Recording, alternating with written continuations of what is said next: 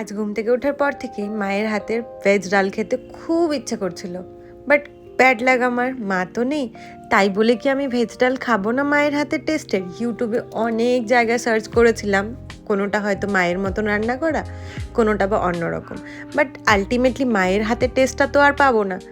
তবুও আমি নিজেকে মনকে শান্ত করে এটাই ভাবলাম, যদি আজকে না খাই তাহলে হয়তো চিরজীবনের জন্য ভুলে যেতে হবে মায়ের হাতের স্বাদ কীরকম রান্নার।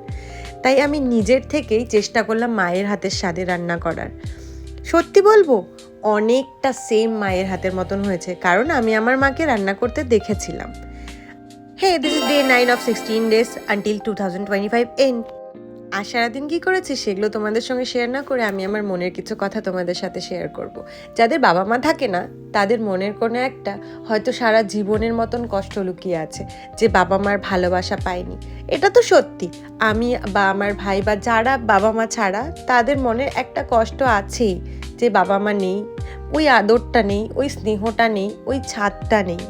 বাট বাবা মা ছাড়াও অনেক মানুষ আছে যারা চেষ্টা করে বাবা মার মতন ভালোবাসতে। শুধু পরিবারের মানুষ না, বাইরেরও কিছু মানুষ আছে যারা নিজেদের মতন করে আগলে ধরে রাখে। যেমন আমার ভালোবাসার মানুষ, আমার পিসি, আমার মাসি, সবাই আমাদেরকে ভালো করে রাখে। সবাই চায় যাতে আমরা ভালোবাসায় বেঁধে থাকি। তাই আজকে সারাদিনটা আমি আমার মায়ের স্মৃতিতে তোমাদের সঙ্গে শেয়ার করলাম। মায়ের হাতে রান্নাটা খেতে না পারলেও কিছু কিছু জায়গাতে খুব কষ্ট হয় যে মাকে পাই না, পাপাকে পাই না।